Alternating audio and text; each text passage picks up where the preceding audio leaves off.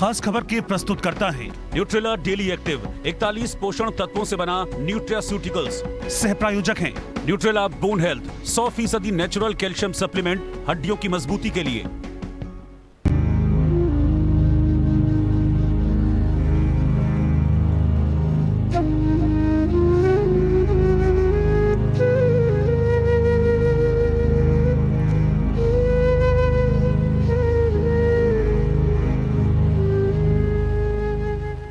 જય સચ્ચિદાનંદ।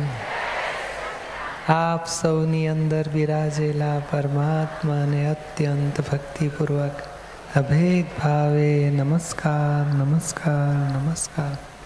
જય સચ્ચિદાનંદ। બધાને આનંદ થાય છે ને? એ ક્યાંથી આવ્યો? મહીથી જ આવરણ તૂટતા જાય અને બીજી દખલ નહીં ને? કોઈ અપમાન કરે નહીં, કોઈ ડખો દખલ કરે નહીં, વહુ પજવે નહીં, સાસુ પજવે નહીં, ઉઘરાણીવાળાએ પજવે નહીં।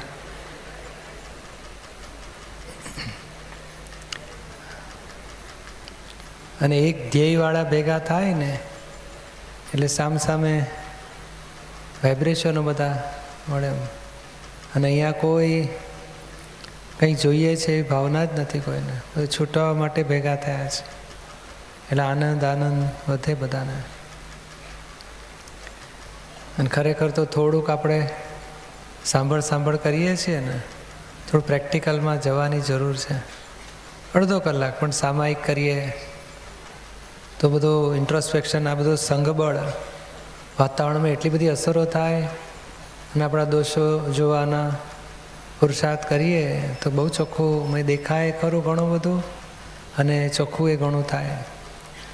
દિવસમાં અડધો કલાક, બની શકે તો કલાક, બપોરે કરીએ, સાંજે કરીએ, એ કરવા જેવી છે સામાયિક ને બધું।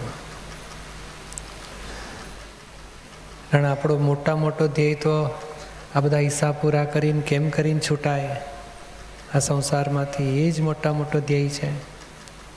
પછી શ્રીખંડ આવ્યો અને મેં લાડવા આવ્યા, એ ખાવામાં વાંધો નથી પણ યાદ ના આવવા જોઈએ। તે દાડે બહુ ફાઇન હતા, આ વખતે મજા ના આવી, એ સાંભળે નહીં, આવે એનો નિકાલ કરીને છૂટ્યા। ખાઓ પીવો બધા એનો વાંધો નથી, વાંધો છે યાદગીરીનો। રાગ થાય, દ્વેષ થાય, મોહ થાય, સાંભળ્યા કરે, સાંભળે ને પાછું એટલું બધું સાંભળે કે આજનું ભાવે નહીં, પાછલું આવે નહીં આપણી પાસે, એટલે મેં કકડાટ થયા કરે, હાથે કંઈ ખાવાની મજા જ ના આવી ટાઈમ। પછી રહીને ફૂડકોર્ટ સાંભળે કે ફૂડકોર્ટમાં જઈશું ને થોડુંક ખાઈ આવીશું, એટલે આ સાંભળે છે ને એ રાગદ્વેષ, એ યાદગીરી એ રાગદ્વેષને કારણે છે। અને રાગદ્વેષ એકલા જ ખલાસ થઈ જવા જોઈએ। અને કદાચ યાદ આવ્યું તો એને જાણો, ઓહો આ તમને યાદ આવે છે, પ્રત્યાખ્યાન લો, પ્રતિક્રમણ કરો। એટલે શું ધીમે ધીમે આ યાદગીરી શું બતાડે છે કે આપણને કોઈ પણ વસ્તુ યાદ આવે છે, એ વ્યક્તિ માટે કે વસ્તુ માટે કંઈ પણ રાગ છે કાં તો દ્વેષ છે, રાગ દ્વેષના પ્રતિક્રમણ પ્રત્યાખ્યાન થાય, રસ ઓગળી જાય એટલે વસ્તુ પછી યાદ આવવાનું બંધ થઈ જાય, વિસ્મૃત થઈ જાય। અને એમ કરતાં કરતાં આત્મા જાગૃતિમાં રહે, જગત વિસ્મૃત થાય। એની માટે આ બધાય ધર્મવાળા એ શીખવાડે કે ભાઈ કેમ કરીને જગત વિસ્મૃત થાય અને આત્મા છે કે ધર્મ છે કે ભગવાન છે યાદ રહે। અને એ થવા માટે આ બધા ધર્મો, બધા શાસ્ત્રો, બધા ભક્તો, સંતો એ સ્ટેશને પહોંચાડવા માટે પુરુષાર્થ કરી રહ્યા છે। ત્યારે આપણે અક્રમ વિજ્ઞાન દાદા ભગવાનની કૃપાથી એમને એમ જ જગતની વિસ્મૃતિ અને સતની સ્મૃતિ, શુદ્ધાત્માની જાગૃતિ ઓટોમેટિક રહેશે। બોલો, અને છતાંય કંઈ ચીકણો હિસાબ હોય પાછલા પડઘા રૂપે કંઈ સાંભળ્યું તો એને મેં પ્રતિક્રમણ કરીને ચોખ્ખું કરો। અને ધીમે ધીમે આપણે એ જગ્યાએ જવું દ્વંદ્વાતીત, ના ગમતું કશું રહ્યું જ નહીં, પછી એને ગમતુંય કશું રહેશે નહીં, અથવા ગમતું કશું જોઈતું જ નથી તો ના ગમતું કશું રહેશે નહીં। એટલે આવી પડ્યું એ બધી ફાઇલ જ ગણીએ છીએ, આવે એને સંભાવે નિકાલ કરતા જાઓ, છૂટતા જાઓ। આ સારું છે અભિપ્રાય આપ્યો તો બીજી વસ્તુ ખરાબ છે અભિપ્રાયમાં રહેશે જ. આ સાચું છે પેલું ખોટું છે થઈ જશે. એટલે દ્વંદ્વ ત્યાં જ જન્મ પામે છે કે એકને તમે પકડ્યું એટલે બીજાને, એકને સારું કીધું એટલે બીજું ખરાબ થઈને ઊભું રહેશે જ. ભાઈ સારા ઉપર રાગ થશે, ખરાબ ઉપર દ્વેષ થશે. અને રાગ દ્વેષ એ જ આપણે યાદગીરી પાછી લાવશે ને એ જ આવરણ લાવનારી વસ્તુ છે. એ ના ગમતું એ રહેવું ના જોઈએ, ગમતું એ રહેવું ના જોઈએ. આવી પડે સંયોગ સ્વરૂપ છે, વિયોગી સ્વભાવના છે, એને જાણનાર હું શુદ્ધાત્મા છું. એ સ્થિતિ, એ જાગૃતિ એ નિરંતર રાખવા માગીએ છીએ આપણે. અને એ થાય એવું છે આ વિજ્ઞાનથી. અને એમાં વસ્તુઓને ખસેડવાની નથી, વ્યક્તિને ખસેડવાની નથી. વસ્તુ કે વ્યક્તિ અને આપણી વચ્ચેના રાગદ્વેષને ઓગાળી નાખવાના છે. અને તે જ્ઞાને કરીને ઓગળે એવું છે. અને તે ખસેડવાનું નથી પાછું. જેમ અહીંથી સુરત છોડવું હોય તો વડોદરા તરફ ચાલવા માંડ્યા એટલે સુરત છૂટી જાય કે છોડવું પડે? ઓટોમેટિક છૂટી જાય. એવું આત્મા તરફ ચાલવા માંડ્યા એટલે સંસાર ઓટોમેટિક છૂટી જાય, વિસ્મૃત થાય. અને જે બાબત વિસ્મૃત થઈને એ બાબતના ઘા રૂજાયા કરે. અત્યારે આ 5 દાડા આપણે આ ટોળામાં પડી રહીએ તો સંસાર ભૂલી જાય, એના રાગ દ્વેષ. અને સૌથી મોટું તો શું, એ અમુક બાબતો યાદ આવ્યા કરે કે આ દુઘરાણીવાળો આમ છે, કે વહુએ આમ કીધું, કે મારો ભાઈ આમ ઉપાધિ કરાવે છે. તો એ જેટલું યાદ આવે ને એટલી વાર પેલું એ ઘા પડ્યા કરે અંદરમાં, પછી ભોગવટો આપ્યા કરે. એ હૃદયમાં ઘા પડ્યા જ કરે, પડ્યા જ કરે, પડ્યા જ કરે. પેલા કાલે બેન કહેતા હતા ને 8 મહિનાથી વિધિઓ છૂટી ગઈ છે, બસ ભોગવટો ભોગવટો ભોગવટો. જેટલી વાર યાદ આવે ને એટલી વાર પેલો ભોગવટો આપે ને ભોગવટો પેલો ઘા પડ્યા કરે. એ લક્ષ્ય, એ સંસારના લક્ષ્ય મેં ઘા પાડે. જ્યારે આત્માનું લક્ષ્ય ઘા રૂજાવે. અહીં આત્માની વાત છે, મોક્ષની વાત છે, છૂટવાની વાત છે, એ ઘા રૂજાતા જાય. અને એટલી વાર પેલું સંસાર વિસ્મૃતિ રહે, જગતની વિસ્મૃતિ રહી એટલે એના ઘા બધા રૂજાતા જાય. એટલે આપણે અહીંયા ભક્તિ, આરતી, વિધિઓ, સત્સંગ બધું એ સંસારના ઘા રૂજાવી નાખે, સંસારને વિસ્મૃત કરાવી નાખે એવું છે. અને સંસારનો ઘા રૂજાયા અને આત્માનો જાગૃતિ રહી એટલે આનંદ આનંદ પરમાનંદ રહેતો જાય. અને પછી વધતો વધતો એટલો વધે, પેલું નહીં દૂધને તો ધક્કો વાગે તો ઢોળાઈ જાય, પછી આઈસ્ક્રીમની પેટ ઠરી જાય વૃત્તિઓ, તો ઉભરાય નહીં, ઢોળાય નહીં, ગમે તેવું છલકાય નહીં, એવી ઠરે પછી. અને આ 5 આજ્ઞાનો રસ્તો, આ સત્સંગનો રસ્તો, આ ભક્તિનો રસ્તો એ ધીમે ધીમે સ્થિર કરે. વૃત્તિ એટલી બધી સ્થિર થઈ જાય, આત્મા આવી જાય કે પછી બહારની વસ્તુ એને ભોગવટો ના આપી શકે, અસર જ ના કરી શકે ને. અને એ ધ્યેય છે આપણો કે આ ભાવમાં જે વસ્તુ આપણને અસર કરી જતી હોય ત્યાં ત્યાં આપણા રાગ છે કે દ્વેષ છે કે મોહ છે એને ધ્યાને કરીને ઓગાળ કરો. નિર્દોષ જુઓ, શુદ્ધાત્મા જુઓ, કોને અસર થાય છે તેને જુદું જુઓ, આપણે કોણ છે એની જાગૃતિ મારો. એમ કરતાં કરતાં કરતાં એ રસ ઓગળતો જશે. ટપાલ અને ટિકિટ વચ્ચેનો કુંદર ઓગળી ગયો, ટિકિટ ઉડી જશે, ખરી પડશે. એમ કરતાં કરતાં સંસાર છૂટી જાય. બોલો, કશું જ કર્યા વગર. એટલે આખો આ મોક્ષ માર્ગ છે, આમાં કરવાપણું કશું જ નથી. સમજ કરતા જઈએ. એ સમજણથી જ ઊંધા જ્ઞાન ઉપર શ્રદ્ધા બેઠી હતી, તે ઊંધા વર્તન આવીને ઊભા રહ્યા. આ સાચા જ્ઞાન ઉપર શ્રદ્ધા બેસે, છુટકારો થતો જાય અને સાચા પરિણામ આવીને ઊભા રહેશે. પટેલ ઉષા, ગીતાજીમાં કૃષ્ણ ભગવાન કહે છે જ્ઞાની એ જ મારો આત્મા છે, મારામાં અને જ્ઞાનીમાં ભેદ ના રાખીશ. કૃષ્ણ ભગવાન શું કહેવા માગે છે? ક્યાં છે ઉષા પટેલ? એ જ કહેવા માગે છે કે એમણે કીધું ને ગીતાનો અર્થ સમજનારા, સ્થૂળ અર્થ, પછી સૂક્ષ્મ અર્થ, સૂક્ષ્મતર અને સૂક્ષ્મતમ. સૂક્ષ્મ અર્થ સમજનારા એ જ જ્ઞાની હશે અને એ જ પ્રગટ આત્મા કહેવાશે અને એને જ કૃષ્ણ કહેવાય. પછી ગમે તે કાળમાં એ દશા જે પહોંચે બધા જ્ઞાની કહેવાય. પરણે એને વાઇફ કહેવાય કે ના કહેવાય? કોઈ પણ છોકરી ના પરણી અને વાઇફ કહેવાય? એના જેવી વાત છે. જ્ઞાન અનુભવી જ્ઞાનીને જ્ઞાની પદ જ આવે છે. પછી આ જગતની વાસ્તવિકતા પોતે અનુભવે છે, આત્મા રૂપે પોતે વર્તે છે, આત્મા રૂપે જગતને જુએ છે, એને જ્ઞાની પદ આવીને ઊભું જ રહે. એટલે મારામાં અને જ્ઞાનીમાં કોઈ ફેર નથી. બધા જ્ઞાનીઓ, લાખો જ્ઞાનીઓ એક મતના હોય અને 3 અજ્ઞાનીએ 33 મતભેદ પડી જાય. એટલે આ જ્ઞાની પદ કહેવાય છે. જ્ઞાનીઓ એ દશામાં આવે ને ત્યારે બધા એને જ્ઞાની પદ કહેવાય. હવે આપણામાં શું થાય છે કે દાદા ભગવાનને આપણે શું કહીએ તો જ્ઞાની પુરુષ પદ કહેવાય છે. કારણ પોતાનું સ્વયં અનંત અવતારની સાધનાના ફળરૂપે અને અનુભવની દશાવાળા પદથી એમને આ દશામાં આવ્યા છે. અનંત પ્રકારના અનુભવ કરી આત્માનું કેટલાય અવતારથી સાધનામાં રહી અને આ પદને એમને પ્રગટ થયું છે, સ્વયંભૂ પ્રગટ થયું છે. એટલે જ્ઞાની પુરુષ પદ કહેવાય. આ નિરૂમાને કે મારા જેવાને કે કેટલાય મહાત્માઓને એને આત્મજ્ઞાનીનું પદ કહેવાય, પણ એમના જેવા અનુભવી જ્ઞાનીનું પદ ન કહેવાય. છતાં સ્વાદ આવશે, પણ છતાં એમની જે દશા કહેવાય એ અજોડ કહેવાય. પછી એમના ફોલોવર્સ ઘણા બધા થઈ શકે. સમજાય છે ને? અને એ બધા કૃષ્ણ ભગવાન જેવી સ્થિતિ કહેવાય. અને આ જ કૃષ્ણ ભગવાન આવતી 24મીમાં તીર્થંકર થશે, કરોડોનું મોક્ષ કલ્યાણ કરીને પછી મોક્ષે જતા રહેશે. એટલે બહુ મોટું પદ પામવાના છે કૃષ્ણ ભગવાન. લલિતભાઈ સોની પંસરી, મારે એ જાણવું છે કે દાદા ભગવાન પટેલ હોવા છતાં રામ, કૃષ્ણ અને શંકર ભગવાનને છોડી મોક્ષ માટે સિમંદર સ્વામીને શા માટે મિશન બનાવ્યા?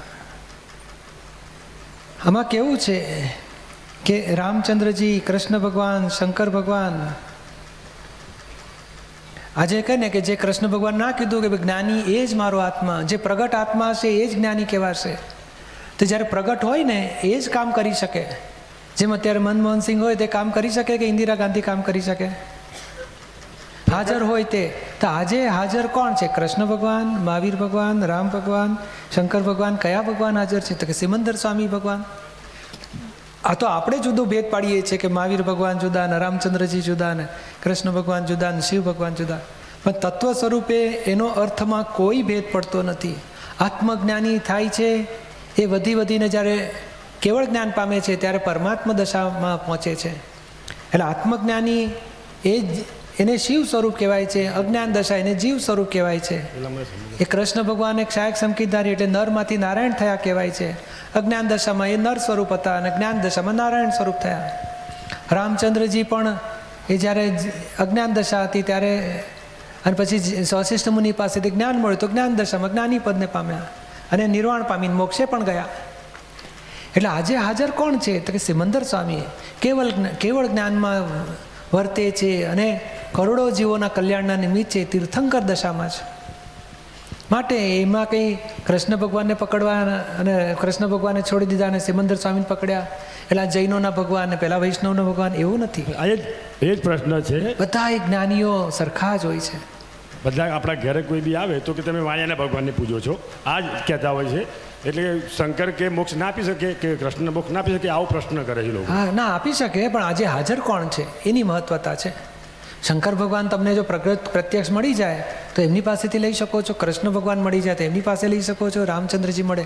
પણ બધા જ્ઞાનીઓની જો તત્વ વિજ્ઞાન જાણો ને, એમનું જીવન ચરિત્ર જુદું જુદું હોય છે. તો તત્વજ્ઞાન જાણો ને, યોગ વશિષ્ઠમાં ચોખ્ખું કહે છે હે રામચંદ્રજી, તમે દેહ સ્વરૂપ નથી, તમે પોતે જ આત્મા છો. જગત સ્વયંભૂ છે, અનાદિ અનંત છે. તમે પોતે જ બ્રહ્મ છો, તમે પોતે જ પરબ્રહ્મ છો. કૃષ્ણ ભગવાને પણ એ જ વાત કરી કે હે અર્જુન, તું શરીર સ્વરૂપ નથી, તું પોતે જ આત્મા છે. ઇન્દ્રિય ધર્મ છોડીને તું આત્મધર્મમાં આવ. મહાવીર ભગવાને પણ એ જ વાત કરી છે, આ દેહ ભાવ છોડીને આત્મભાવમાં આવો. એટલે બધા મૂળ પુરુષોની શબ્દો બ્રહ્મ કહો કે આત્મા કહો કે ભગવાન કહો, બધા શબ્દ બદલાય છે પણ પહોંચે છે તત્વ સ્વરૂપી એબ્સોલ્યુટ પ્યોર સોલને જ. એટલે આમાં શું છે કે શબ્દ પેલો કે ને મોદક બનાવના चाहिए, પેલો કે નહીં લડ્ડુ બનાવના चाहिए, પેલો કે નહીં બરફી ચૂરમો બનાવો. એ ઝઘડા કરે ને છેવટે બન્યા પછી કે ભાઈ હું આ જ કહેતો હતો, પેલો કે હું આ જ કહેતો હતો. આ ઝઘડા શબ્દોના છે. જ્યારે દ્રષ્ટિ પામે છે ત્યારે એને કોઈ ભેદ હોતો જ નથી. દ્રષ્ટિભેદ થઈ જશે અને જ્યારે આત્માનો અનુભવ થશે ત્યારે અભેદ દ્રષ્ટિમાં એને કોઈ ભેદ નહીં રહે. સમજાય છે ને? એક બીજો પ્રશ્ન છે. મારું પોતાનું કામ છે દેવી દેવતાઓના મંદિરની આંખો બનાવું, ચક્ષુ બનાવું છું. હા, ચક્ષુ, ભંબર, તિલક, દેરાસરોનું પણ કામ કરું છું. તો એ ભગવાનની મૂર્તિની આંખ જ્યારે હું લગાવતો હોઉં, માતાજીની મૂર્તિને જ્યારે ચક્ષુ લગાવતો હોઈએ ત્યારે કેવો ભાવ રાખવો જોઈએ આપણે? એવો ભાવ રાખવાનો કે ભગવાનના દર્શન કરે ને એને ભગવાનનો સાક્ષાત્કાર થાય, એવા નિમિત્તો મળે, ભગવાન કૃપા કરે એમની પર. માતાજીને પ્રાર્થના કરજો કે હે માતાજી, આપ જીવતા જાગતા હાજર છો, આપના ચક્ષુમાં દર્શન કરે તો એને કહે ને કે સુખ શાંતિ થાય અને એને એવા કંઈક નિમિત્તો મળે કે એને મોક્ષનો માર્ગ મળી જાય. એના સંસારના વિઘ્નો દૂર કરી આપજો, મોક્ષ માર્ગના અંતરાયો દૂર કરી આપજો. બધી પ્રાર્થના ખૂબ કરાય, પણ જીવનું કલ્યાણ થાય એને માટે બધા પ્રકારની પ્રાર્થના કરાય. જ્યારે આપણે ચક્ષુ લગાવતો હોય ત્યારે. હા, અરે અમે તો આ ફૂડકોર્ટવાળાને શીખવાડ્યું કે બધી રસોઈ બનાવતી વખતે, જમાડતી વખતે એવી ભાવના કરજો કે આ જેના પેટમાં જાય ને એને સદબુદ્ધિ ઉત્પન્ન થાય, એક જ્ઞાનીના પાસે ભેગા થાય ને મોક્ષ માર્ગનો પામી જાય. અહીં તો આ કાર્પેટ પાથરતા હતા ને, ખીલા મારતા હતા ને કાર્પેટ પર, એ લોકોને કે ભાઈ આની પર જે ચાલે એને દાદા ભગવાનનું જ્ઞાન મળવું જ જોઈએ, એને મોક્ષનો માર્ગ મળવો જ જોઈએ, એનું કલ્યાણ થવું જ જોઈએ. આ ભૂંગળા મૂકે જેના કાનમાં અવાજ જશે એનું કલ્યાણ થવું જોઈએ, એ બધી ભાવના અમે આખો દિવસ બધા એ જ કર્યા કરતા હોય છે. એટલે તમે સારામાં સારી ભાવના કરી શકો છો. માતાજી હાજરા હજુર છે, દેવદેવીઓ બધા સાંભળી એવા છે, અને તમારી ભાવનાથી ભાવ પ્રતિષ્ઠા મૂર્તિમાં થાય છે, અને એ ભાવ પ્રતિષ્ઠા થયેલી મૂર્તિ કલ્યાણનું ખૂબ કામ કરી નાખે. એટલે જરાય ભાવમાં કમી કરવા જેવું નથી. સમજાય છે ને? જય સચ્ચિદાનંદ. બાબરિયા નિરાલી દેવગામ. ભગવત સ્વરૂપ અને તત્વ સ્વરૂપ એટલે શું? દાદા ભગવાનના 3 વાક્ય છે. આખા બ્રહ્માંડના જીવ માત્રના રિયલ સ્વરૂપને અત્યંત ભક્તિપૂર્વક નમસ્કાર કરું છું. પછી કે છે રિયલ સ્વરૂપ એ ભગવત સ્વરૂપ છે, રિયલ સ્વરૂપ એ શુદ્ધાત્મા સ્વરૂપ છે, રિયલ સ્વરૂપ એ તત્વ સ્વરૂપ છે. એ ભગવત સ્વરૂપ કેમ કીધું રિયલ સ્વરૂપને? તો કે આવરણવાળું પ્રગટ થાય છે. અને ભગવત સ્વરૂપ એટલે શું? આજે તારી ઈચ્છા થાય મારે પ્રશ્ન પૂછવો છે, તું પૂછી શકે છે ને? હા. તું લખી શકે ને? હા. અને તને ભૂખ લાગે તો બોલી શકે ને? અને પેલું કૂતરું બોલે? હું કર્યા કરે પણ કશું બોલી ના શકે. એટલે મનુષ્યમાં સિદ્ધિ ઉત્પન્ન થઈ છે, એટલે ભગવત સ્વરૂપ પ્રગટ થયું. તોય કૂતરામાં થોડી ભગવત સ્વરૂપ પ્રગટ તો થયેલું છે, એટલે તો એ શોધી કાઢે ખાવાનું ક્યાં મળશે. એને ખબર પડે આ ખવાય આ ના ખવાય. ભગવત સ્વરૂપમાં એ પ્રગટ તો છે, આવશે. એટલે આ ભગવત સ્વરૂપ સાથી કહ્યું તો કે કેટલું બધું એની સત્તા ઉત્પન્ન થાય છે. ભલે અંશ સત્તા, બોલી શકે છે, ચાલી શકે છે, ઈચ્છા કરે તો એને ફળ ભોગવી શકે છે, કેટલું બધું કરી શકે. કર્મ બાંધવાની પણ સત્તા ધરાવે છે. એક માણસ ચોરી કરે, એક માણસ ભાવના કરે કે હું ચોરી કરીશ આમના ઘરે, તો ગમે ત્યારે ચોરી કરી નાખે છે. કુદરત એને સંયોગ કરી આપે છે. એટલે એ સત્તાને ભગવત સત્તા કહેવાય છે. એટલે ભગવત સ્વરૂપ કહેવાય. આવરણવાળો જીવ એ ભગવત સ્વરૂપ કહેવાય છે. નહીં ગોળી બાર મારીશ ને મારી નાખીશ તો મારી નાખે છે ને કેટલાક માણસો. એ સત્તા છે એની પાસે. પછી એ જ્યારે એ આવરણ વગરનો આત્મા થાય ત્યારે એને શુદ્ધાત્મા પદ કહેવાય છે. ના મારે કોઈ પ્રત્યે રાગ દ્વેષ મોહ કરવા નથી, તો બોલો એવો પણ થઈ શકે છે. એ શુદ્ધાત્મા સ્વરૂપ કહેવાય. અને વધીને તત્વ સ્વરૂપે પોતે થઈ શકે છે. તો કે ના વિતરાગ થાય છે, કેવળ જ્ઞાની થાય છે, અને મોક્ષે જાય છે. એટલે એ જ રિયલ સ્વરૂપ જ્યારે અજ્ઞાનતામાં ભગવત સ્વરૂપ કહેવાય. જ્ઞાન થયા પછી અંતરાત્મા સ્વરૂપ કહેવાય, એટલે શુદ્ધાત્મા સ્વરૂપ કહેવાય. અને પછી એબ્સોલ્યુટ જ્ઞાન થાય, કેવળ જ્ઞાન થાય ત્યારે પરમાત્મા સ્વરૂપ કહેવાય, તત્વ સ્વરૂપ કહેવાય. સમજાય છે ને? હા. જય સચ્ચિદાનંદ. ઇન્દ્રિયો એટલે શું? આત્માને કંઈ પણ સ્વાદ લેવો હોય ને તો એ અત્યારે આવરણવાળો આત્મા છે, એટલે એને સ્વાદેન્દ્રિય ઉત્પન્ન થાય સ્વાદ ચાખવા માટે. સાંભળવું હોય તો શ્રોત્રેન્દ્રિય ઉત્પન્ન થાય, જોવું હોય તો ચક્ષુ ઇન્દ્રિય ઉત્પન્ન થાય, સૂંઘવા માટે નાકની ઇન્દ્રિય ઉત્પન્ન થાય. એ આવરણવાળા જ્ઞાનથી આવી ઇન્દ્રિયો પ્રગટ થાય છે. અને પછી એ અંદર પોતે સ્વાદ જાણી, એટલે 5 ઇન્દ્રિયોનો અનુભવ પોતે કરે. પછી એ આવરણવાળું જ્ઞાન એટલે ક્ષયોપશમ જ્ઞાન કહેવાય છે. અને એનાથી આ ઇન્દ્રિયો પ્રગટ થાય છે. તે પેલું એક ઇન્દ્રિય પ્રગટ થાય સ્પર્શેન્દ્રિય. પછી ઘણા પણ પોતે ઇન્દ્રિય હોય ને? સ્પર્શી શકે છે. હોય ને, પેલી ઝાડને એક ઇન્દ્રિય હોય સ્પર્શેન્દ્રિય, એટલું જ જ્ઞાન પ્રગટ થાય ને. એને ગરમી ઠંડી તાળ તડકો બધી ખબર પડે. બહુ ઠંડી પડે ને તો પાંદડા બધા ખેરવી નાખે ને પોતે ઠૂઠવાઈ જાય. પછી સારી ગરમી આવવા માંડે તો પાંદડા પાસે ખીલવા માંડે ને પોતે ફેલાય પાછું. એને સ્પર્શેન્દ્રિય ખબર પડે. અજવાળા તરફ જવાની ખબર પડે છે ને, અંધારા તરફથી અજવાળા તરફ જતું રહે ઝાડ છોડવા, એટલે એને સ્પર્શની ઇન્દ્રિય છે. પછી સ્વાદની ઇન્દ્રિય થાય. આ અળસિયા અને છીપલામાં સ્વાદેન્દ્રિય હોય, પછી નાકની ઇન્દ્રિય શરૂ થાય, કીડી મકોડાને. અરે મેં દેશમાંથી લાડવા આવ્યા હોય ને, તમે ઢાંકીને મૂક્યા હોય, કોઈને ખબર ના પડવી જોઈએ, મને ભાવે ત્યારે કહીશું. 2 કલાક પછી તપાસ કરો, કીડીઓ બેસી ગઈ હોય બધી. આપણો નાસ્તો એ લોકો કરી નાખે. બોલો, એને નાકની ઇન્દ્રિય એટલી પાવરફુલ હોય કે એને ખબર પડી જાય ભાઈ કયા રસ્તે જવું, શોર્ટકટ, અને ત્યાં પહોંચી જવું. પાછું એના બોલો એ લોકો પાસે મોબાઈલ હોતા નથી, પણ ખબર નહીં, બધી બહેનોને એના ભાઈઓને બધાને મેસેજ આપી દે, હાડો નાસ્તો કરવા. થોડું ઘરે લઈ જાય બાબલા માટે, બાકીનું ત્યાં ખાઈને પછી પેટ ભરીને ખાઈ લે. એ 3 ઇન્દ્રિય પ્રગટ થઈ એને. પછી ચોથી ઇન્દ્રિય આંખની શરૂ થાય છે. આંખ એટલે આ ફૂદા હોય ને લાઇટની પાછળ દોડધામ કરી મૂકે. દીવો દેખાય એટલે દોડે એકદમ. એને અજવાળું દેખતા આવડ્યું ને તો બોલો અજવાળું દેખી શકે એવી ઇન્દ્રિય પ્રગટ થાય. ઘણા કાળે, ઘણા અવતાર પછી થાય. પછી કાનની ઇન્દ્રિય શરૂ થાય. પેલા કાણા હોય, આ ચકલા ને સાપ ને બધાને કાણા એટલે ઈંડા મૂકે. પછી કાન ઉત્પન્ન થાય એટલે બચ્ચા મૂકે. એ ધીમે ધીમે ડેવલપ થાય. પછી જ્યારે કાનની ઇન્દ્રિય થાય એક બાજુ, તે સાંભળવાનું એને બધી ખબર પડે. આ માખીને કાનની ઇન્દ્રિય ના હોય, એને ખબર ના પડે, એને દેખાય ખરું. અને પછી મનની ઇન્દ્રિય, મન ઉત્પન્ન થાય. પછી ધીમે ધીમે બુદ્ધિ વધે, ચિત્ત વધે, અહંકાર વધે. અને જેમ બુદ્ધિને અહંકાર વધે ને એટલે એને બળાપો વધે, ભોગવટા વધે. પછી મોક્ષે જવાની ઈચ્છા થાય. તે જ્ઞાની ભેગા થાય એટલે પછી એને આત્માનું જ્ઞાન મળે. એટલે અહંકાર બુદ્ધિ ખલાસ થતું જાય અને આત્માનું જ્ઞાન પ્રગટ થાય. આવરણવાળું જ્ઞાન ખલાસ થાય, નિરાવરણ જ્ઞાન થાય ને એટલે મોક્ષે જતો રહે ધીમે ધીમે. જય સમજાયું ને? સચ્ચિદાનંદ. ગોવિંદ, સોનાર, વલસાડ. લક્ષ્મીના અંતરાય તોડવા, દૂર કરવા શું કરવું? અગાઉ જોબ કરતી વખતે બુદ્ધિનો ઉપયોગ કરીને અણહકની લક્ષ્મી મેળવેલી તે અત્યારે કરડે છે, ભોગવટો રહે છે. લક્ષ્મી પ્રાપ્તિ આડે અંતરાય આવ્યા કરે છે, રસ્તો બતાડશો. એ જૂનું અત્યારે આવે છે એવું નહીં, પૂર્વભવનું જ આજે આવે છે. એ થોડો કાળ પુણ્યનો ઉદય તો લક્ષ્મી આવી, પાપનો ઉદય આવ્યો તો લક્ષ્મી આવતી નથી. એ આખું જિંદગીના બધા પુણ્ય પાપના હિસાબ ભોગવતા ભોગવતા ભોગવતા લક્ષ્મી આવન જાવન થયા કરશે. અને જે અણહકની લક્ષ્મી લેવાઈ ગઈ ને એ તો આવતે બહુ ફળ આવશે નિરાતે. નોકરીના ઠેકાણા નહીં પડે પછી. એનો ઉપાય છે એક. અત્યારે એવું જ છે. ના, પણ અત્યારે એવું છે ને, એ બધું પૂર્વનો હિસાબ આવ્યો છે.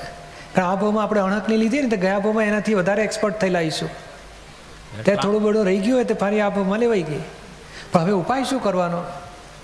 ઉપાય છે ને, હમણાં સહેજાસહેજ પ્રયત્ન કર્યા કરો નોકરી માટે, અને જેવા પ્રકારની મળીને એવા પ્રકારની લઈ લેવાની. શું કે હું તો આ મોટી પોસ્ટવાળાને હું છોટી નોકરી ના કરું એવું નહીં. જે મળ્યું એક વખત શરૂ કરો. સમજાય છે ને? સમજાય. આપણે મિત્ર મંડળમાં વાતો કરી રાખવા નાના પ્રકારનો. એ તો બોલો આ બહેનો નથી ખાખરા બનાવે ને અથાણા બનાવે ને પાપડો બનાવીને કરે છે ને, અરે ફરસાણ બનાવે ને પછી વેચે ને બધું. ધીમે ધીમે કંઈ પણ ગ્રહ ઉદ્યોગ ઊભો કરો, પણ કરો. એ સંજોગ મળતા મળતા કંઈક લિંક મળી જશે. એ બીજો ઉપાય આ બહારનો ઉપાય થયો. અંદરના ઉપાયમાં તો કે દાદા ભગવાનના અસીમ જય જયકાર બોલો. તમે જ્ઞાન લીધું છે કે? લીધું છે. હા, તો આ ચરણ વિધિ, નવકલ્મન બધું છે ને, તો નિયમથી કલાક કાઢો અને 1.5 કલાક દાદા ભગવાનના અસીમ જય જયકાર કરો, આરતી કરો ઘરમાં. જેટલો ટાઈમ ઘરમાં ફ્રી છે એટલો ટાઈમ તમે આત્મા ખાતે કાઢો. કારણ શું છે, આ સંસારમાં તો ટાઈમ વપરાઈ જ જવાનો છે. એટલે તમારો મેં પ્રયત્ન કરવાનો 2-4 કલાક હોય કે 6 કલાક હોય. બાકીના ટાઈમમાં ઘરમાં હો તો ઘરમાં ક્લેશ નહીં કરવાનો. વાઈફ હોય કે હસબન્ડ પૈસા નથી કમાતો, હસબન્ડ એટલે ગાળો ભાંડે ને કકડાટ કરે ને ચીડિયા ખાય ને તમારામાં આવડત નથી ને વેચતા નથી ને તમે કમાઈ લાવ, કશું કચકચ ના કરવી જોઈએ. બધાએ ભેગા મળીને પ્રાર્થના કરો, દાદા ભગવાનના અસીમ જય જયકાર કરો. એકબીજામાં દુઃખના સમય ભાઈ આપણે રોટલો છાશ ખાઈશું પણ દાડા કાઢીશું, તમે ચિંતા ના કરશો. તે વાઈફે હસબન્ડને એવો ટેકો આપવો જોઈએ ને, હસબન્ડે વાઈફને કોઈ રીતે પરેશાન ના કરવા જોઈએ. એકબીજાને સાચવીને ટાઈમ કાઢી લેવો છે. સમજાય છે ને? બરાબર. આ બહેનો છે ને, બહેનોએ તો બહુ ધ્યાન રાખવું પડે. હસબન્ડને જરાય ઇન્ફિરિયર ના કરવો જોઈએ. એને નોકરી છૂટી ગઈ એટલે ઘણી બહેનો તો જેમ તેમ ટેડકા આવતા, બાપા પાસેથી પૈસા મંગાવે પિયરિયાથી અને પછી ધણીને પાછું એવું સંભળાવે, તારામાં તો આવડત જ નથી, તું તો આવો જ છે ને કોઈ દળ કમાઈ શકવાનું જ. એટલે બિચારાને ડિપ્રેસ કરી નાખે. એવું તેવું ના કરવું છે. એટલે ઘણી એટલે બધી નથી કહેતો. હા, બધા કહે તમે ઘણા બધા તો સારા હોય છે. કોઈક એવી બહેન હોય ને, એ કારણ પહેલાં ધણી પૈણ્યા ત્યારથી 12 વર્ષ ધણીએ દુઃખ આપ્યું હોય, ધણી નબળો પડે એટલે પેલી વાઈફ પછી માથે ચડી બેસે, પછી જેમ તેમ સંભળાવીને દુઃખ આપે. પણ ત્યારે કદાચ દુઃખ આપી દે વાઈફ, તોય આપણે કહેવાનું કે ગોવિંદભાઈ જમા કરજો, એમનો દોષ નથી, આપણો હિસાબ મોકલેલો પાછો આવ્યો. તપ કરવાનું. અને ખરેખર તો એકબીજાને દુઃખ ના આપે તો ઉત્તમ કહેવાય. ખરાબ ટાઈમ કેવો ને, રાત પછી દાડો નથી આવતો માણસને, આવે આવે જ. એટલે થોડો ટાઈમ કાઢવાની જરૂર છે. ઉનાળામાં રાત ટૂંકી હોય અને શિયાળામાં રાત લાંબી હોય, એટલો ફેર પડે. બાકી ટૂંકી કે લાંબી રાત પૂરી થવાની, કારણ આવી છે માટે પૂરી થશે. ત્યાં સુધી ધર્મમાં ટાઈમ કાઢીને સદુપયોગ કરો સમયનો. એ તો ચાલુ જ છે. હા, એ કરજો બસ.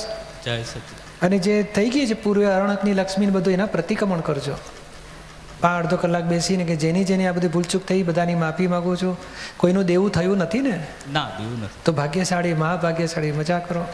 જય સચિદાનંદ. અને જેમ તેમ કરીને દાડા ખેંચ્યા કરો અને કંઈક રસ્તા મળી જશે. હા, જય સચિદાનંદ. જય સચ્ચિદાનંદ. જેઠાનંદ ધર્માણી, ગોધરા. એ કહે છે કાયોત્સર્ગ એટલે શું? એટલે એ તો શાસ્ત્રનો શબ્દ છે, પણ કાયાથી જુદાપણામાં વર્તવું, ઇન્દ્રિયોથી, મનથી, વાણીથી, દેહથી, બુદ્ધિ, ચિત્ત, અહંકાર બધાથી હું જુદો છું એવી ભાવના ભાવે અને જુદો છે એવું સમજ ગોઠવે. કાય ઉત્સર્ગ, કાયને છૂટી પાડી દેવી પોતાનાથી, એવો પ્રયોગ કરે આખો. એ પ્રયોગ કરે છે અને અહીંયા જ્ઞાનવિધિમાં એમને એમ બધું કાયોત્સર્ગ પૂરો થઈ જાય છે. એમને એમ કૃપાથી જ કાય ઉત્સર્ગ નહીં, મનો ઉત્સર્ગ, વાણી ઉત્સર્ગ, બુદ્ધિ ઉત્સર્ગ બધાથી બહાર પાડી આવરણોથી ભાવ કર્મ, દ્રવ્ય કર્મ, નો કર્મ, પ્રતિષ્ઠિત આત્મા બધું બધાથી મૂળ આત્મામાં પણ બેસાડી દે છે. એટલે બહુ અદ્ભુત જ્ઞાનવિધિ છે આપણી. સમજાયું ને? તૃપ્તિ વ્યાસ, માન્ચેસ્ટર.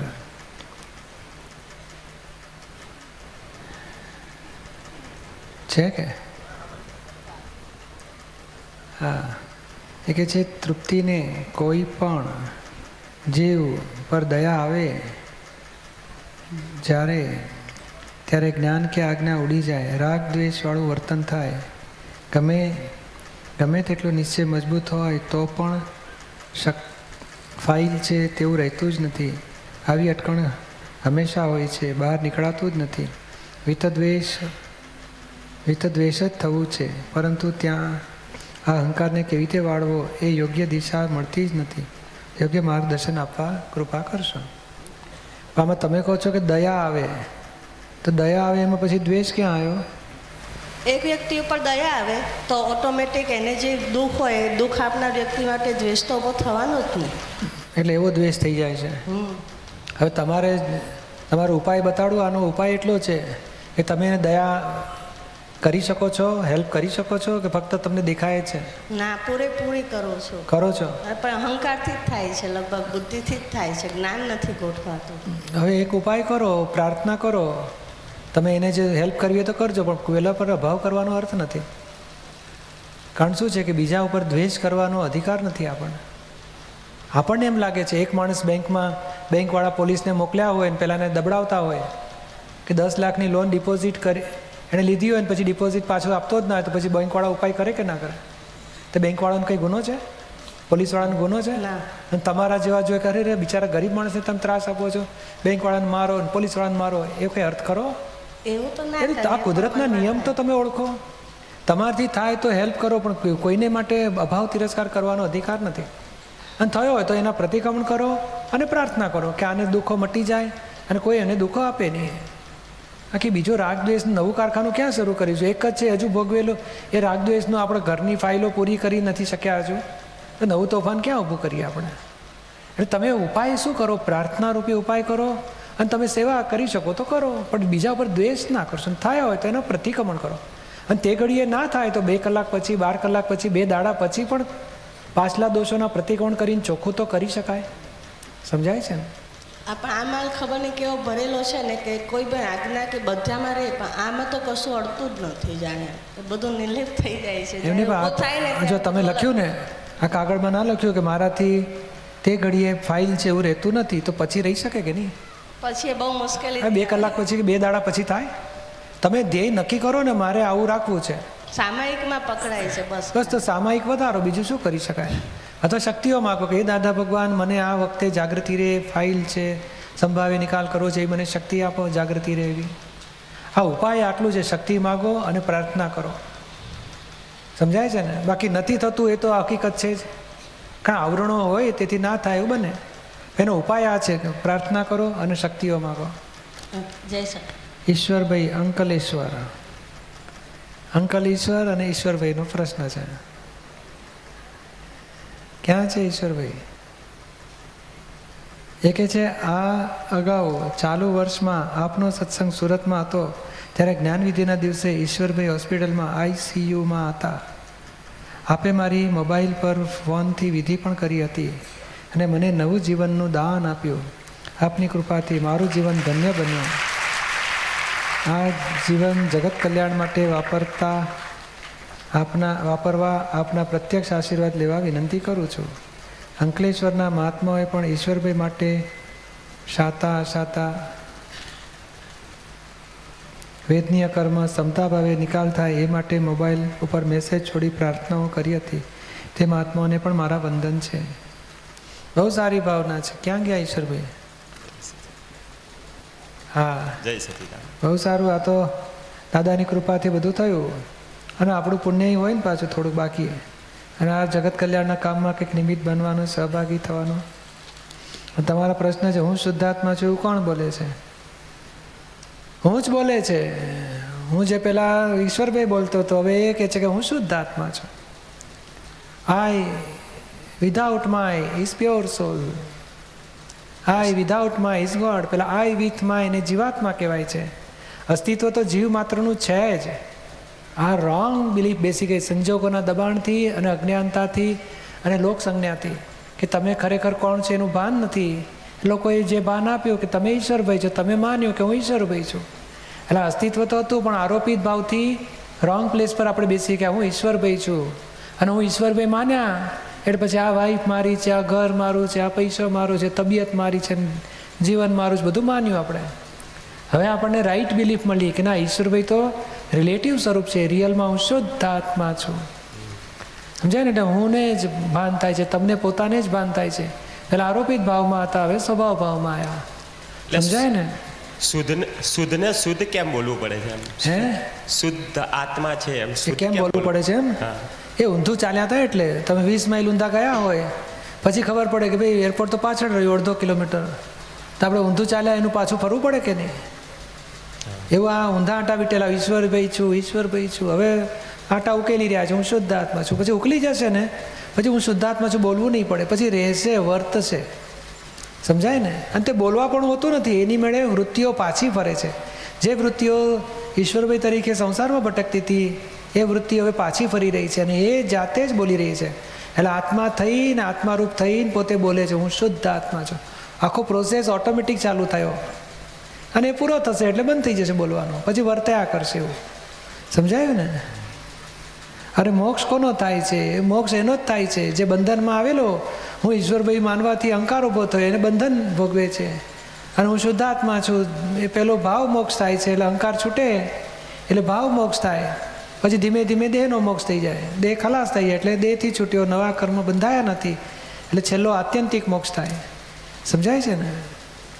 એટલે આ બંધન જે ભોગવતો હતો એ જ હવે મુક્તિ ભોગવે, મુક્તિની ઈચ્છા રાખે છે. પછી અજ્ઞાનથી બંધન ભોગવતો હતો, જ્ઞાનથી મોક્ષ થાય છે એનો. સમજાયું ને ભાઈ? જય સચિદાનંદ. સંજય રાજકોટ. દ્રષ્ટિ રાગ એટલે શું? ઉદાહરણ આપી સમજાવશો? દ્રષ્ટિ રાગ એટલે જે વ્યૂ પોઈન્ટ ઉપર એને દેખાય એને સત્ય માનીને એને જ એના આગ્રહમાં પડી જવું, એને દ્રષ્ટિ રાગ કહેવાય. એટલે દ્રષ્ટિરાગી જે છે તે બીજું ના સમજી શકે. દાદાએ બીજું પછી પેસી ના શકે. આપ તો વાણી પહેલીમાં કીધું કે જે દ્રષ્ટિરાગી હોય તે અમારું સમજી જ ન શકે, એને ના પેસે સમજે જ નહીં. એને એમ જ દેખાય કે આજે 14 છે એટલે બીજી કોઈ વાત પેશવા જ ના દે. પૂનમ છે ને 13 છે, કશું સમજે જ નહીં. એના માટે કોઈ પુરુષાર્થ હોઈ શકે એનો પોતાનો? એનો પુરુષાર્થ તો એને શંકા પડે ને કે હું જે માનું છું એ શંકા છે તો પછી એ પાછો ફરી શકે. દાદા શું કહેતા, અમે આખી જિંદગી અમે જે માનતા હતા એની ઉપર જ શંકા રાખી હતી. પોતે લખે, પોતે માર્ક મૂકે અને પોતે નાપાસ કરે તો બોલો જ્ઞાની થઈને ઊભા રહ્યા. જગતના લોકો શું કરે છે? હું જે માનું છું એ સત્ય છે અને તમે મને એવો જવાબ આપો, હું જે માનું છું એ જ તમે જવાબ આપો મને. હવે એ સત્ય ખોટું છે એવું શંકા પડે ને તો બહુ દુઃખ થઈ જાય ને. હવે જ્ઞાની અને અજ્ઞાનીમાં ફેર આટલો જ છે. અજ્ઞાની એટલે શું? અજ્ઞાન દશામાં એને જે દેખાય છે, જે સમજાય છે એને સત્ય માનીને ફરે છે. અને જ્ઞાની શું કહે છે કે ભાઈ તને દેખાયું એ સત્ય, મારું માનેલું સત્ય છોડી દેવા માગું છું તો. એટલે કોઈ દાડો જ્ઞાનીને દ્રષ્ટિરાગ ના હોય, એટલે તો જ જ્ઞાની થાય ને. મારે 10-12 વર્ષ પહેલાં એ રીતનું હતું એમ. દાદાની જે AA છે એ બુક મારા પપ્પાને કોકે આપેલી છે, પછી એમણે મને આપી હતી. એટલે મેં તો પહેલાં ફોટો જોઈને આમ વિરાધના ઊભી થઈ એમ. અને મેં કીધું આ લોકો આ મફતમાં શું વેચે છે આ તે બધું એમ પહેલાં વાંચતા. એટલે ત્યારે તો પછી કંઈ પકડેલું નહીં. પછી બૌદ્ધિક આ રીતનું બધું ગીતાનું જ્ઞાન, વેદોનું જ્ઞાન ને બધું આપણને અનુકૂળ આવે એ પાછું, ટોટલી તો નહીં જ એમ. એવું બધું ભરેલું એમ ભૂસું. એટલે પછી બળતરા ધીમે ધીમે વધે, કારણ કે બૌદ્ધિક બધું વાંચન કરીએ એટલે પ્રશ્નો ડબલ ને ડબલ વધતા જ જાય એમ. અને પછી 10-12 વર્ષ પછી આપતવાણી હાથમાં આવેલી, અને એમાં નિરૂમાનું એક વાક્ય હતું કે એક અનેક જ્ઞાનીઓનો એક જ મત હોય ને એક જ અજ્ઞાનીને અનેક મત હોય એમ. એ વાક્ય આમ ચોટી ગયું જોરદાર એમ. અને પછી વાંચતા વાંચતા દ્રષ્ટિરાગ છે એ પકડાણો કે હા 10 વર્ષ પહેલાં જે દાદાની બુકને એમ કહેલું કે આવા જ્ઞાની હોતા હશે એમ, એટલે દ્રષ્ટિરાગ ત્યારે પકડી રાખેલું કે આવું જ હોય એમ. એટલે ત્યારે નહોતું સમજાણું એમ. 12 વર્ષ આખા એના પાછળ ગયા એમ. બહુ સારું, 12 વર્ષમાં પાછા આવી ગયા.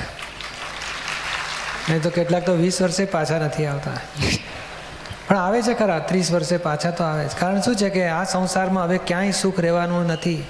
બળતરા એટલી વધી રહી છે, અહીં એક જ જગાએ ઠંડક આપે એવું છે. અને તમે વાંકું બોલ્યા ને એટલે ઊંધું બોલો ને દાદાનું, તોય તમે ચોંટવાના, એટલી ખાતરી વાત. બોલો પણ કંઈક બોલો, કંઈ બોલતા જ નથી. લોકો જુએ છે, જાણે છે ને જતા રહે છે. અરે અહીંયા જોવા જાણવાનું ના હોય, અહીં ચોંટવાનું હોય.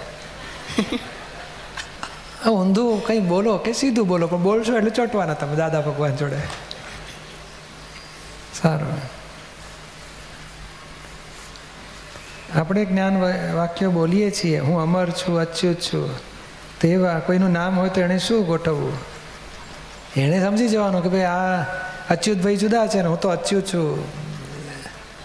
રિયલી અચ્યુત ને રિલેટિવ અચ્યુત એવું થઈ જાય. હા, એટલે અચ્યુતભાઈ શબ્દ વાપરવાનો. અચ્યુતભાઈ જુદા છે અને હું અચ્યુત ગુણધર્મ વાળો છું એવું હોય કરી નાખવાનું.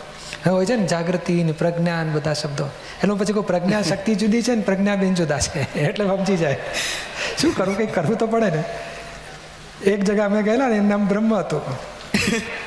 બ્રહ્મ તો કે બ્રહ્મ અલગ હૈ और आप ब्रह्म हो, तो કે कौन सा ब्रह्म? એટલે બ્રહ્મજી અલગ હૈ और आप શુદ્ધાત્મા હો, એમ પછી કરી નાખ્યું. કંઈક શબ્દ તો શોધી કાઢવા પડે ને, સમજાયું ને. પાર્થ એ કે છે મારી 11 વર્ષની જ ઉંમર છે. પછી કે મારો એક જ ધ્યેય છે કે મારે દેશ માટે અથવા તો ધર્મ માટે જીવન પસાર કરવું છે. બહુ સારી ભાવના છે. તો મને એમ વિચાર આવે છે કે હું ફૌજમાં જઈને દેશ માટે બલિદાન આપું કે આપતો પુત્ર થઈને દેશ માટે જીવન પસાર કરું. તો આ બંને પ્રશ્નો મને મૂંઝવે છે, તો કૃપા કરીને મને માર્ગદર્શન આપો. તમે મારા જેવા થવું છે કે પછી ત્યાં ફૌજમાં જઈને કરવું છે કામ? જો ફૌજમાં જઈને તો એકાદ બેને ઠાર કરીને તું પાછો આવી જઈશ અને કદાચ બલિદાન આપી દઈશ. અને અહીં તો રોજ લાખો હજારો માણસો રોજે રોજ જ્ઞાન આપીને જગત કલ્યાણનું કામ કરી શકીએ. અને અહીં કે ને અમર બનાવીએ છીએ. પેલું તો બલિદાન આપીને મરવાનું પાછું કાયમ. છતાં એ યોગ્ય છે, જેને એમાં જવું હોય તો આગળ વધી શકે છે. પણ અમારો રસ્તો જુદો છે. અહીં ક્રોધ માન માયલોભનું બલિદાન આપી દેવાનું અને આત્મા એને અમર બનાવી દેવાનું. એવી આ લડાઈ ચાલુ છે. આ અંતરયુદ્ધ છે. અંતરશત્રુઓને ઠાર કરવાના. તારે અંતરશત્રુને ઠાર કરવા છે કે બાહ્ય શત્રુને ઠાર કરવા છે? એટલે તમે કયો, શું કહે છે? તમે કયો ફૌજમાં જાવ કે પછી આત્મજ્ઞાન? અરે હું મહી કેટલા બધા દુશ્મનો છે જેની સાથે રોજ લડાઈઓ ચાલતી જ હોય છે. હું જાણું છું ને, હું સમજું છું ને, હું હોશિયાર છું ને, હું આવડો તોડો છું. આ લોકો ડફોળ, અરે આવું બોલાતું હશે કોઈ માટે, એટલે હું એ લોકો જોડે ઝઘડો કરીને કાઢી મૂકું એ લોકોને. સમજાય ને? મેં અંતરશત્રુઓ છે. ક્રોધ છે, માન છે, કપટ છે, મોહ છે, ધાર્યું કરવું છે, લોભ છે, બધા બહુ દોષો છે અંદર. તો એની જોડે મારે લડાઈ રોજ ચાલતી હોય છે. તારે એવી લડાઈ લડીને આત્મજ્ઞાની થવું છે? આત્મજ્ઞાની બહુ ડાયો. તો પછી આ રસ્તે આવતો રહેજે. સમજાય ને? આ લડાઈ તો બહુ મોટી છે. પેલું તો એ અમુક ટાઈમ હોય, સોલ્જરની લડાઈ તો અમુક દિવસોમાં હોય, અને આ તો આખી જિંદગી. અને પછી એનું એ અરિહંત થઈને ઊભો રહેશે એક દાડો. અરિહંત ક્રોધ માન માયાલોભ ખલાસ કરી અને વિતરાગ પદને પામશે અને કેવળ જ્ઞાની થશે. તીર્થંકર ભગવાન બધા અરિહંત કહેવાય અને એમના હાથ નીચે કેવળી એ પણ આત્મજ્ઞાની કેવળ જ્ઞાન પામે અને ક્રોધ માન માયાલોભના શત્રુઓને ખલાસ કરી નાખે. સમજાય છે ને? હા. તો તારે આ અંતરશત્રુઓ ખલાસ કરવા હોય તો આ સત્સંગના ટચમાં રહેજે. તારા મમ્મી પપ્પા આવે છે કે સત્સંગમાં? મારા મમ્મી આવે છે. આવ્યા છે ને? તું મમ્મીને લઈ આવ્યો છે કે મમ્મી તને લઈને આવી છે? મમ્મી લઈને. બહુ સારી કહેવાય મમ્મી. કંઈ નહીં, હવે આવતો રહેજે. હા, મમ્મીને કહેજે મને કાયમ સત્સંગમાં લઈ આવજો. હા. અને અહીંયા પેલા તું જામનગરમાં રહું છો કે? હા. જામજોધપુર. ત્યાં બધા સત્સંગ થતા હોય તેમાં જજે. હા, હા. જય સચિદાનંદ. જય સચ્ચિદાનંદ. હવે તારો નિર્ણય આવી ગયો કે બાકી રહ્યો? તારો નિર્ણય પાકો થઈ ગયો ને આજથી? હા. હવે બાકી રહ્યો નહીં ને નિર્ણય? બહુ સારો. દરોડિયા જયશ્રી. મને મારા મમ્મી તેમજ બેનની પાસે માફી માંગવી છે. મેં એમની સાથે ખૂબ જ કચાયો કર્યા છે. ક્યાં છે તમારા બેન અને મમ્મી? ડાબી બાજુ ને જમણી બાજુ બેઉને બેસાડી રાખ્યા છે. બેઉ કબજામાં તો છેવટે રાખી જ લીધા. બહુ પજવ્યા છે તમે? હા. તો શું કર્યું તું? એટલે ખાવા નહોતા દેતા? હા. ખાવા નહોતા દેતા તને? ના દેતા હતા. કપડાં પહેરવા નહીં દેતા? દેતા. સ્કૂલની ફીઓ નહોતા દેતા? તો એમને દુઃખ આપ્યા તે? હા. તો બેનને શું દુઃખ આપ્યા? એની સાથે ઝઘડું કર. ક્યાં છે બેન? મોટી કોણ? હા. તો એને દુઃખ આપ્યું? મમ્મી તો કેટલા મોટા. હવે દુઃખ નહીં આપવાનું ને? ના. હવે પગે લાગીને માગી લે ને આશીર્વાદ લેજે કે હવે આપણે પ્રેમથી રહીશું બધા. હા, સારું, માફી માગી લેજે. દાદા ભગવાન અસીમ જય જયકાર.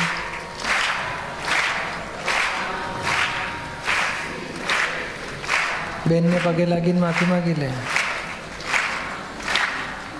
બેન તું માફી માગી લેજે. હા, હવે વેર છૂટે. આ બધા સાથે રહેનારામાં જ રાગ દ્વેષ હોય વધારે.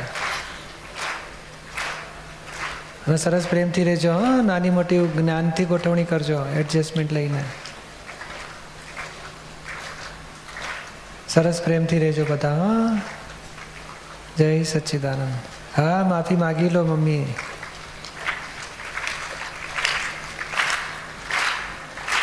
જય સચ્ચિદાનંદ, જય સચ્ચિદાનંદ. હવે તો પ્રતિક્રમણ ને બધું થાય છે ને?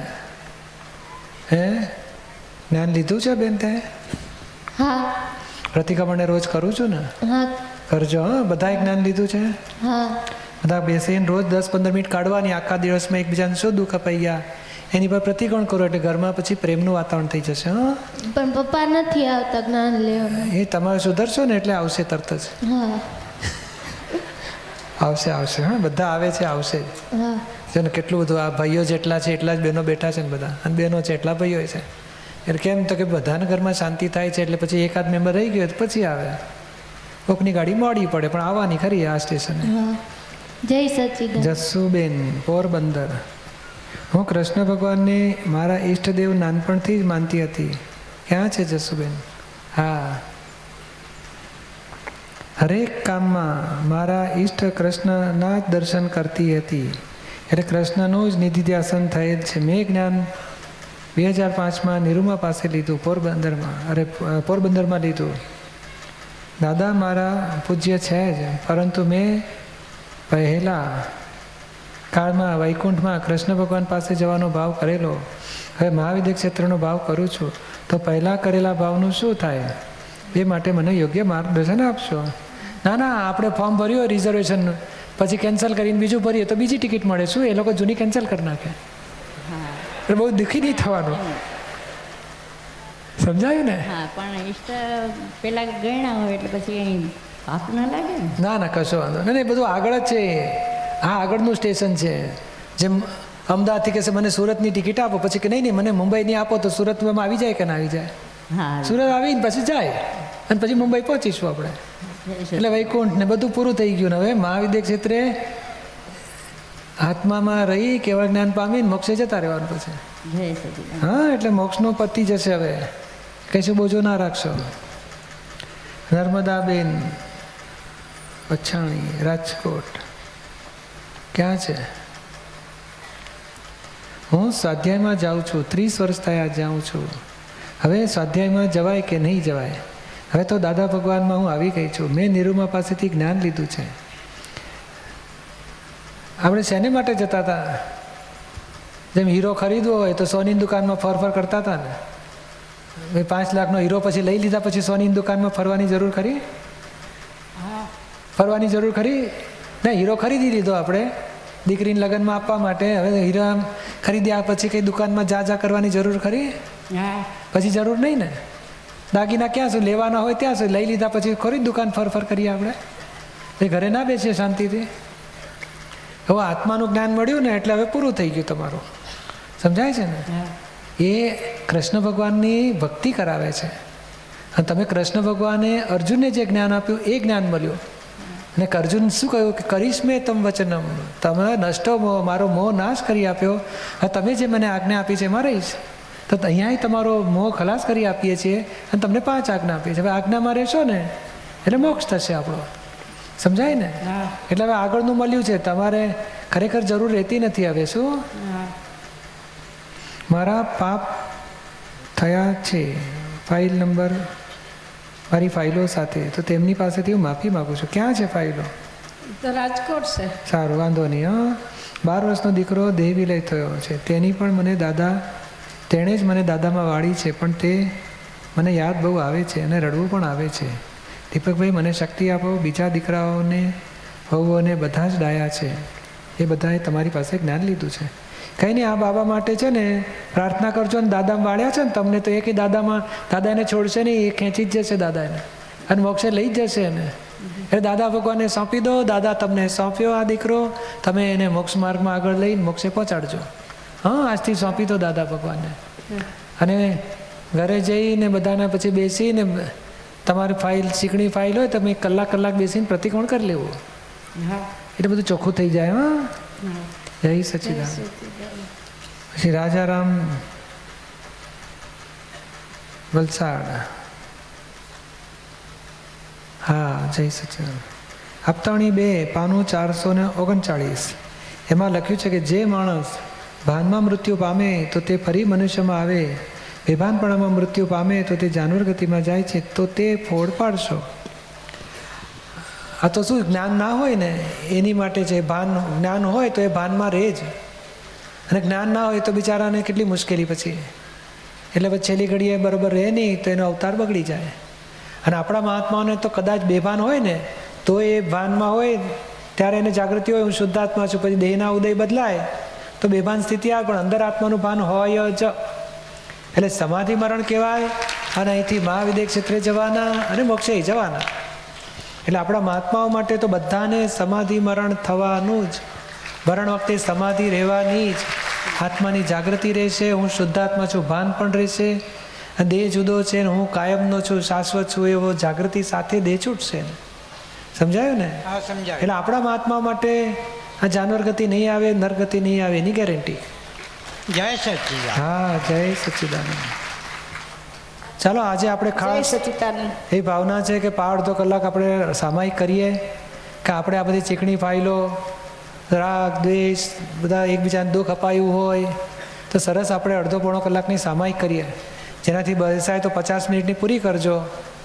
તો શું છે કે આ એક સામાયિક એવી વસ્તુ છે કે આપણા જીવનના, નહીં આ બેન જોયું ને સાંભળ્યું ને, પેલા કેટલી બહેનોને દુઃખ અપાય છે, મમ્મીને દુઃખ અપાય છે, છોકરાઓ મા બાપને દુઃખ આપે છે. કેમ આવું થાય છે? કારણ આપણે પૂર્વે રાગ દ્વેષ ધોયા નથી. એકબીજાને દુઃખ અપાઈ જાય છે, વેર બંધાઈ ગયા છે. અને કળિયુગ એટલે મોટા વેરનો હિસાબ. એટલે આજે આપણે સરસ સામાયિક કરીએ, પ્રાર્થના કરીએ, વિધિ કરાવું છું બધાને. આપણા જીવનમાં નજીકની વ્યક્તિઓને કોને કોને દુઃખ આપ્યું, એક વ્યક્તિઓને યાદ કરજો. નાનપણથી અત્યાર સુધી એને દુઃખ અપાયું એના પ્રતિક્રમણ કરજો. પછી બીજી વ્યક્તિ લેજો, એને શું આપણે દુઃખ આપ્યા, કોની ભૂલ તપાસ કરવા રહેશો નહીં. આપણાથી એને દુઃખ અપાયું, એ જીવ વેર બાંધી શકે, ને વેર બાંધે આવતો ભાવ આપણને ખેંચશે સંસારમાં. અને આપણે મોક્ષે જવું હોય તો આ એક હિસાબ ચોખ્ખા કરવા જ પડશે. માટે આપણે આજે ખાસ એવી સામાયિક કરવા માગીએ છીએ. એક ચીકણી રાગ દ્વેષના હિસાબવાળી વ્યક્તિઓ સાથે પ્રતિક્રમણ કરીએ. તે પહેલાં પપ્પા હોય, મમ્મી હોય, ભાઈ હોય, બહેન હોય, વાઈફ હોય, છોકરા હોય, વહુ હોય, સાસુ હોય, બધી જે વ્યક્તિઓ સાથે સૌથી વધારે ચિકાશ હોય એ વ્યક્તિને યાદ કરજો. નાનપણથી અત્યાર સુધી કે જ્યારથી ભેગા થયા ત્યારથી આજ સુધી એની પ્રત્યે શું અભાવ, તિરસ્કાર, દ્વેષ, અણગમો થયા છે, બધાના પસ્તાવા લેજો. સામી વ્યક્તિનો દોષ કાઢવો નથી, એ નિમિત્ત છે, નિર્દોષ છે. આપણા દ્વેષના પ્રતિક્રમણ કરવા છે, આપણાથી એને દુઃખ અપાયું એનાય પ્રતિક્રમણ કરવા છે. કોઈ જીવને દુઃખ આપીશું તો એ જીવ વેર બાંધશે અને મોક્ષે જતા રોકશે જ. માટે આપણે એક એક જીવના પ્રતિક્રમણ કરીને ચોખ્ખા થવું છે. અને આજનો પ્રયોગ આજ પૂરતો જ નથી, આ સમજી લઈશું. પ્રયોગ નાનકડો છે અને એ પ્રેક્ટિસ પછી આખા વર્ષ માટે રાખવી છે. આપણે રોજ 5-અડધો કલાક આખા દિવસમાં કોઈને દુઃખ અપાયું હોય અને ખૂબ પસ્તાવા લઈને ધોઈ નાખીશું. અને આ પ્રયોગ રોજ એટલે માટે કરવા માગીએ છીએ કે રોજે રોજનું ચોખ્ખું કરીએ ને તો કાટમાળ વધી ના જાય, ને તો આ દોષોના ડગલામાં આપણે દટાઈ મરીશું છેવટે. માટે રોજે રોજનું ધોઈ નાખજો. માટે આપણે એ શરૂઆત કરીએ આજથી. એક એક વ્યક્તિઓને લઈશું, એની માટે રાગ, દ્વેષ, અભાવ, તિરસ્કાર, એની માટે નિંદા કરી હોય, એની માટે ઊંધું બોલ્યા હોય, એની માટે કંઈક એનું નુકસાન થાય તો ખુશ થાય કે હા જો સીધો થયો, જો કુદરત મારે છે ને ફટકા. એ ભાવ ના બગાડવા જોઈએ. આપણે આપણું છૂટવું છે, કોઈનું બગાડતા નથી. આ ભાવમાં બોલીએ તું ચોર છે તો આપણે જ સાંભળવું પડશે. જેટલા ભાવ બગાડીએ છીએ આપણે જ ભોગવવા પડશે. કોઈને પહોંચતા જ નથી, પોતે પોતાનું જ નુકસાન થાય છે. માટે આપણે ભાવ બગાડવા નથી. અને બગડી ગયા હોય તો ભાવના પ્રતિક્રમણ કરીને સુધારી લો. આપણું સુધરશે, કોઈનું સુધરશે નહીં, આપણું જ પોતાનું ચોખ્ખું થઈ જશે. માટે દિલથી, ભાવથી સરસ ઊંડા ઉતરીને ખાવા માટે દોડધામ કરશો નહીં. એ થાળી રસોડું ત્યાં જ રહેવાનું છે, ક્યાંય જવાનું નથી. તો વહેલા પહોંચો તોય મળવાનું છે, મોડા પહોંચો તોય મળશે. પણ આ ચોપડા ચોખ્ખા થવાનું રહી ગયું ને તો ક્યારે ચોખ્ખા કરીશું? અને આ રીત ફરી ફરી આ સંઘબળ કહેવાય. સામૂહિકમાં કરો ને તો આપણને સ્થિરતા ઉત્પન્ન થાય, જાગૃતિ ઉત્પન્ન થાય, મેં આપણને આનંદ થાય, અનુભવ થાય કે આ તો ફેરફાર થયો, મેં કેટલું પરિણામ સરસ આવ્યું. એટલે દોડધામ કરશો નહીં. અમુક લોકો વડીલો જશે જમવા તો જવા દેજો, એમને બાળકોવાળા જશે એમને જવા દેજો, બાકીના જેટલાથી બેસાય એટલા બેસજો. શું સરસ આપણે વિધિ કરીએ. અને કોને દુઃખ અપાયું ચીકણી ફાઇલોના પ્રતિક્રમણ કરતા જઈએ. એની માટે નેગેટિવ હોય, અભાવ હોય, ભોગવટા હોય, એમાં આપણે ભોગવીએ છીએ. આપણી જ ભૂલ, સામાનો દોષ જ નથી. એવી સમજણ ગોઠવીને એને નિર્દોષ જોઈને એને દુઃખ અપાયું એ બધાના પ્રતિક્રમણ કરતા જઈશું. સરસ ઊંડા ઉતરીને પ્રતિક્રમણ કરજો. જ્ઞાન લીધું હોય તોય કરી શકે, ના લીધું હોય તોય કરી શકે. હે દાદા ભગવાન, મારાથી આવું દુઃખ અપાયું, માફી માગું છું. એમ કરતાં કરતાં જેટલા પ્રસંગો યાદ આવે ખોદીને યાદ કરજો કે કયા પ્રસંગે સામાન આપણાથી દુઃખ અપાયું છે, નેગેટિવ ચિત્ર્યા છે. બધાના પસ્તાવા લેજો ભાવથી, દિલથી. અને ઘણું બધું અંદર હળવું થઈ જશે. દોષો જેટલા દેખાશે એટલા જશે અને મેં આનંદ સુખ ઉભરાશે. પછી ચાલો તો આપણે સરસ વિધિ કરીએ. બોલો હે દાદા ભગવાન, હે શ્રી સિમંદર સ્વામી પ્રભુ, મને શુદ્ધ ઉપયોગ પૂર્વક નજીકમાં ભેગી થયેલી ચીકણી ફાઇલોના એક એક વ્યક્તિઓને સંભાળીને એક એક પ્રસંગોમાં સામાન્ય દુઃખ પહોંચાડ્યું હોય તેવા સર્વ પ્રસંગોને સંભાળીને પોતાની ભૂલ ઉપર પસ્તાવા થાય, સામાન્ય નિમિત્તને દુઃખ આપ્યા બદલના પ્રતિક્રમણો થાય, એવી સામાયિક કરવાની શક્તિઓ આપો. જય સચ્ચિદાનંદ. સરસ ઊંડા ઉતરીને સામાયિક કરજો. ખાસ બેસજો બધા જ. અને આપણાથી કોને કોને દુઃખ અપાયું છે નજીકની વ્યક્તિઓને યાદ કરતા જાય. કુટુંબમાં જ હોય, ઘરમાં જ હોય, છોકરા, મા બાપ, પતિ પત્ની, દીકરા, વહુ, સાસુ, દેરાણી, જેઠાણી, નણંદ, ભોજાઈ, બધા એકબીજાને દુઃખ અપાયું જ હોય. એને યાદ કરીને પસ્તાવો કરજો. કુટુંબમાં થાય, પછી ધંધામાં છે, એ વ્યક્તિઓ બહુ ચીકણા હિસાબ હતો એને યાદ કરીને ધોઈ નાખજો. સરસ ઊંડા ઉતરીને પ્રતિક્રમણો ખાસ કરજો. અત્યારે સ્વયંની ઓળખ તરફ લઈ જતા સત્સંગ આપ સૌની અંદર બિરાજેલા આત્મજ્ઞાની દીપકભાઈની સહજ પળો. દાદાની વાણીનો ઝળહળતો પ્રકાશ, સવારની એનર્જેટિક શરૂઆત, જ્ઞાન અને જ્ઞાની સાથે ઓલવેઝ કનેક્ટેડ રાખતી દાદા ભગવાન પરિવારની એપ. જ્ઞાન બીજનું સિંચન, પ્રત્યક્ષ જ્ઞાની સાથે કનેક્શન અને વહેતા જ્ઞાનની ધારા સાથે કનેક્ટ કરતી કડી. એ કનેક્ટ એપ. કનેક્ટ વિથ જ્ઞાન એન્ડ ધ જ્ઞાની.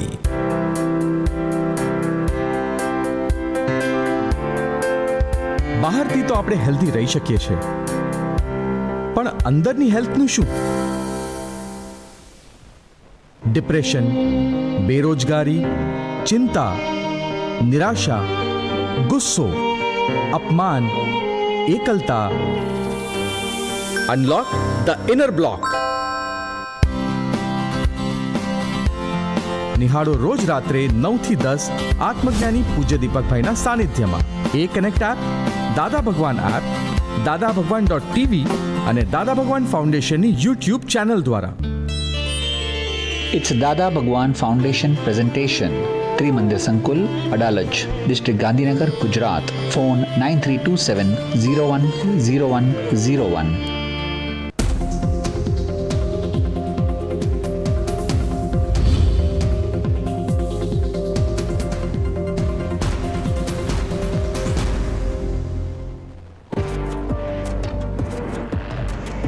Champs always start early with Disney Byju's Early Learn and Byju's One-on-One Math. Personal attention on Byju's One-on-One Math classes along with Disney Byju's interactive worksheets and high quality videos जो math और English के fundamentals को शुरुआत से ही पक्के बनाए. Foundation बनाओ strong ताकि वो चले life long. Download Disney Byju's Early Learn. Book a free class on Byju's One-on-One Math. Corona ने पूरी दुनिया में तबाही मचाई. मेडिकल इंडस्ट्री ने वैक्सीन तो बनाई लेकिन दवा अभी तक भी नहीं बन पाई. पतंजलि ने 20 से अधिक रिसर्च पेपर्स के साथ कोरोना की प्रिवेंशन, ट्रीटमेंट और कॉम्प्लिकेशन से बचने के लिए कोरोनिल, सांसारी और अणु तेल बनाकर करोड़ों लोगों की जान बचाई.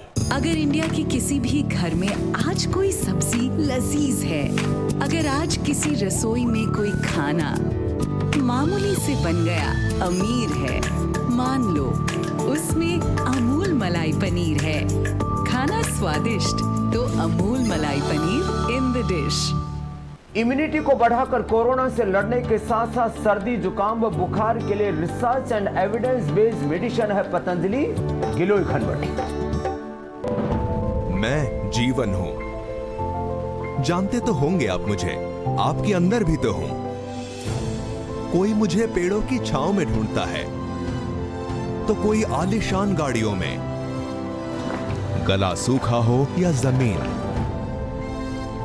बस जीवन ही तो है जो सबके काम आता है. पहले मैं हर जगह आसानी से मिल जाता था, अब मैं बाजारों में मिलता हूं. कुछ तो होगा मुझ में, तभी जीवन को प्यास में लोग प्यार से पानी बोलते हैं. बचपन से यही तो सुना है, जल ही जीवन है. आखिरी बूंद ITV नेटवर्क की मुहिम. मैं तुम्हारा टीचर. हजारों सवाल हो या एक ही सवाल हजारों बार हो, हम मिलकर सही जवाब ढूंढेंगे. जब तुम जीतोगे मैं भी जीत जाऊंगा.